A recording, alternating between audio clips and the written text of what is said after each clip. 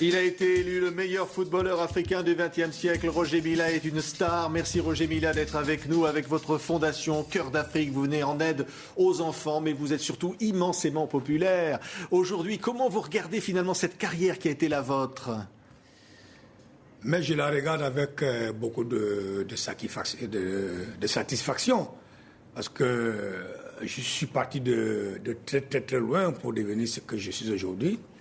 Et je voudrais remercier tous ceux qui ont été autour de moi, qui m'ont accompagné pendant toute ma carrière, ceux qui m'ont encouragé, et surtout le Seigneur Tout-Puissant qui a toujours été à mes côtés pour avoir une si belle carrière. Ouais. Alors vous avez 3 Coupes du Monde à votre actif. Vous avez été à un moment le joueur le plus âgé dans une phase finale, hein ? Tout à fait, le joueur le plus âgé.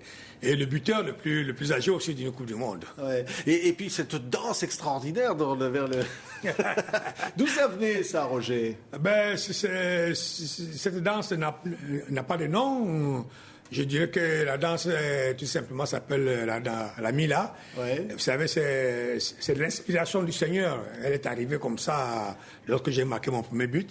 Donc, elle ne fait partie d'aucune danse au monde entier. Ouais. C'est pour ça que je l'appelle justement la Milla danse. Et arrivé en quart de finale de Coupe du Monde de foot, je veux dire, vous avez vécu des rêves de gosse, vous ?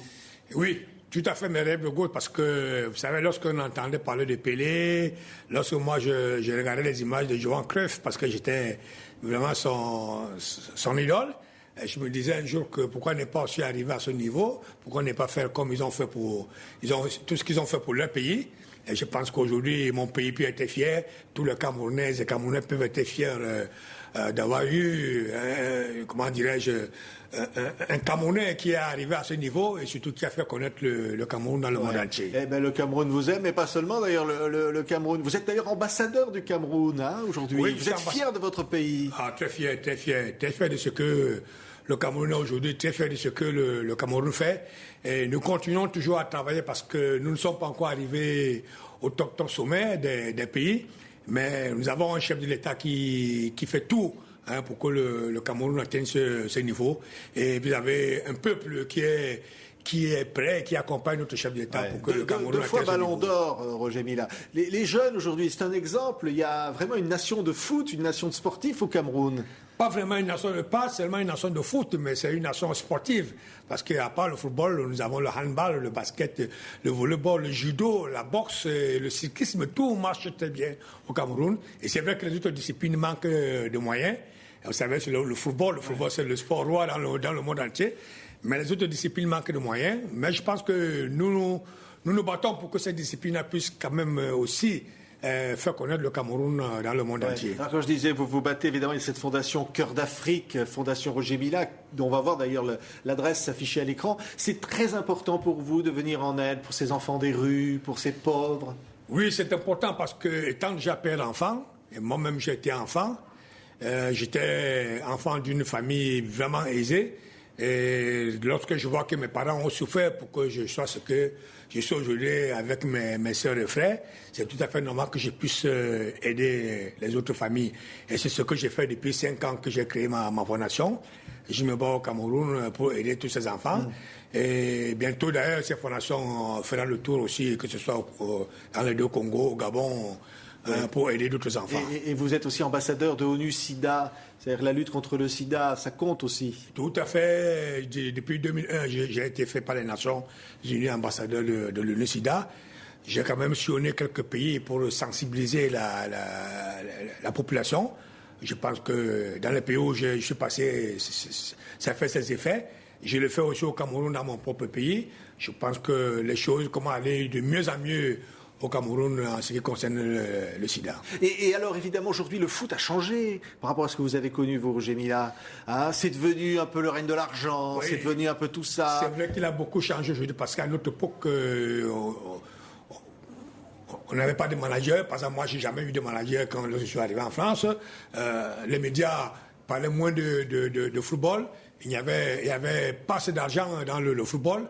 Aujourd'hui, c'est devenu un gros business, beaucoup plus qu'un business trop, même. Presque, non? On a l'impression un peu ça se perd. Est-ce que les jeunes peuvent encore rêver avec ça? Tout à fait, mais je pense que c'est là est en train de tuer un peu beaucoup de jeunes qui n'ont plus de respect du respect non seulement de ce métier, mais du respect en lui-même de la vie des individus. Donc, il pense qu'avec avoir beaucoup d'argent veut dire commander tout le monde, ou bien acheter tout le monde, ou je ne sais pas. Mais je voudrais tout simplement dire que la vie elle change, beaucoup de choses dans la vie changent.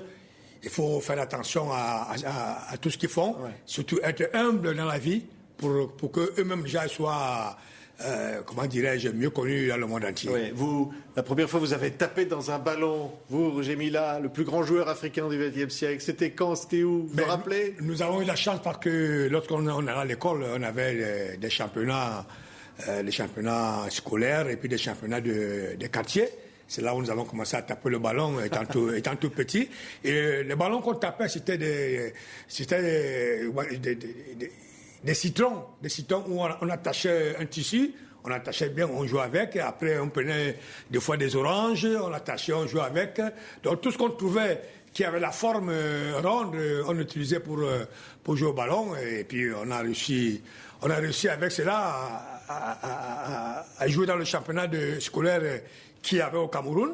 Et ce championnat scolaire nous a permis d'atteindre le haut niveau. Quelle belle histoire, Roger Milla. Merci d'avoir été avec nous. Il y a quelques années, d'ailleurs, préfacé par le roi Pelé, un livre était sorti sur vous qui s'appelait Une vie de lion. Hein, vous êtes le lion, le plus grand des lions. Oui, vous savez, il y a beaucoup de journalistes qui ont écrit justement sur moi. Il y a déjà 4 livres qui sont sortis sur moi. Bon, celui-là a été préfacé par le roi Pelé. Roi Pelé, ça fait plaisir. Il y a un autre qui a été préfacé par le président Sepp Blatter. Mais toujours vous rêvez la nuit d'un ballon quand même, avec un but, il faut tirer.